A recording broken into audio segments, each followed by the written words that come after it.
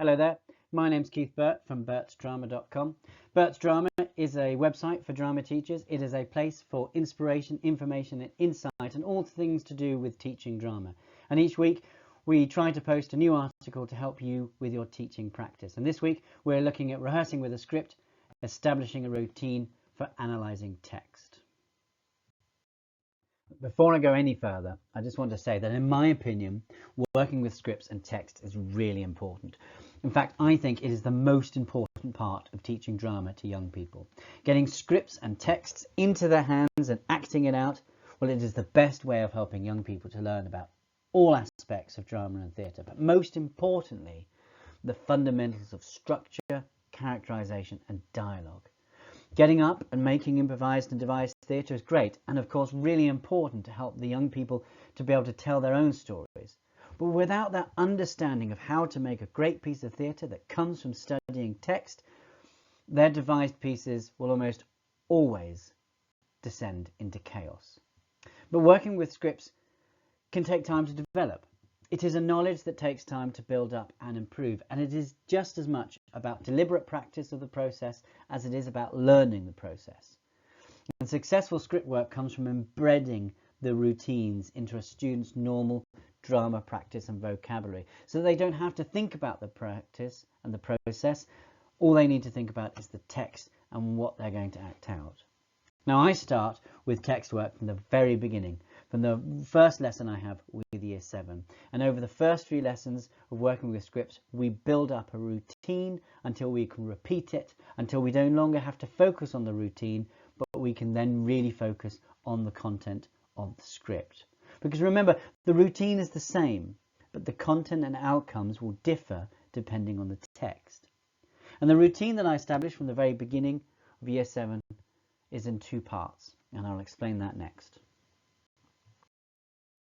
So I said that the process and the routine is divided into two parts. The first part is very much teacher-led at the very beginning, learning about the script. And it starts with the teacher providing an introduction to the text, an introduction to the context of the text and anything particular of interest regarding the content that the students are going to need to know in order to be successful in it.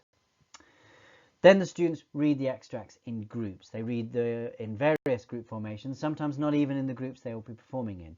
For instance, if it's a two-hander, they will read the scripts in groups of 4 and then we'll split them up into pairs later. Students are encouraged to read out loud and to take into consideration anything special that they've been told about particular things like accents or emotions. Students are also encouraged to try reading aloud each and every character, so you swap roles as you go through. I think that's really important because it gives everyone the opportunity to read rather than reading the text as a whole class, which then makes quite a lot of the students passive listeners rather than actually engaging in the script.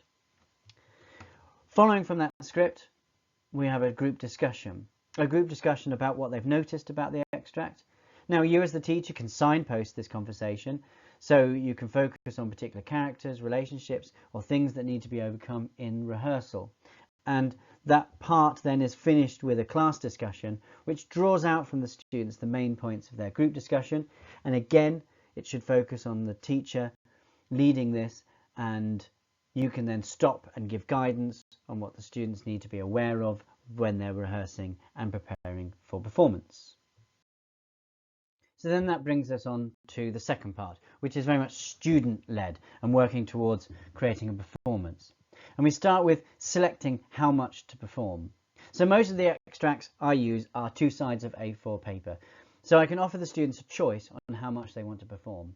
They have the choice of choosing 5 lines each, 10 lines each, 15 lines each, or the whole script. And the choices aren't just based on the students' perceived ability, but also the complexity of the script and what they've produced in the past. The emphasis is always on creating quality over quantity. I'd much rather that everyone did 5 lines each incredibly well than watch an entire extract performed slowly, painfully and without meaning.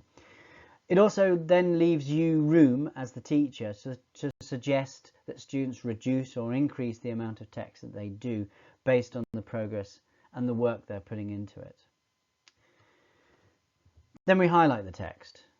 I think it's the most simplest and easiest way of helping students to focus and engage with the script. And it really annoys me when students don't highlight the text. It is such a great way of helping them and gives them a point of focus to work with. So the next thing we do is highlight the script. And then we finish with a simple piece of annotating. We annotate the text. And this is simple. Yeah, I'm not looking for A-level standard notations referencing the character's past, their motivations or their fears or anything like that. But just one word for every line that the character says based on what they think, what the students think the character's feeling when they say that line. And it could be just as simple as using emotional words like they're angry in this scene, they're frustrated, or they're happy when they say this line.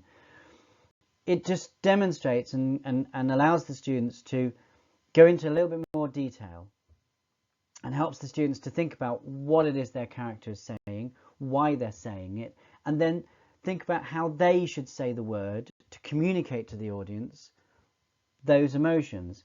It also gives the students something to be to assess themselves against. They can then say, well, I was trying to communicate to the audience that my character was angry.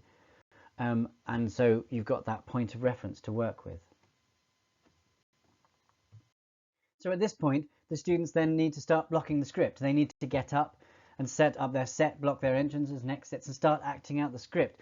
And the whole process, the time frame for those two parts, that routine, should be about 15 to 20 minutes, depending upon the complexity of the script. Part 1 taking the longest, really, because you're introducing the text, you're talking about the text, and you're reading the text. So really that should take about 10 minutes. And then part 2 is about 5 to 10 minutes, depending upon the amount of text the students choose and the complexity of the text and how far into the process you've done this. By year 8 and year 9, students can do this very quickly because they know to choose the text they want to do, they highlight it very quickly, and all they've got to do is very quickly write down one word, an emotional word, an instruction to how they're going to say the line that they've got, and they can do it really quickly. So, this may seem like a long time, but once they start acting, they do so also with a much greater understanding of the script, what they are aiming to achieve as a group and what they are aiming to achieve as an individual performing their own character. And at minimum, I suppose, they've got a simple set of instructions of how they're going to achieve that in their annotations. Now, in context of how that fits into the rest of the lesson, I'd normally start with a warm-up that focuses on something we're working on with the students, perhaps proxemics or eye contact. Or I'd start with an improvisation exercise based on the content or context of the script. Then move on to parts 1 and 2 of the routine, and once that's completed, well, the students have got the rest of the lesson to rehearse and develop their performance ready for some kind of performance. The ultimate success of this approach is repetition. The routine is repeated for every text, large or small, for the rest of the student's time studying drama with you. So the routine gets embedded into the student's drama vocabulary, and because it's embedded, it gets quicker and more developed, so that by the time the students get into year 11, they will very quickly annotate their text with much more complex ideas and thoughts. And they will do so because they have been doing so as part of their drama practice and vocabulary since their very first lesson in year 7.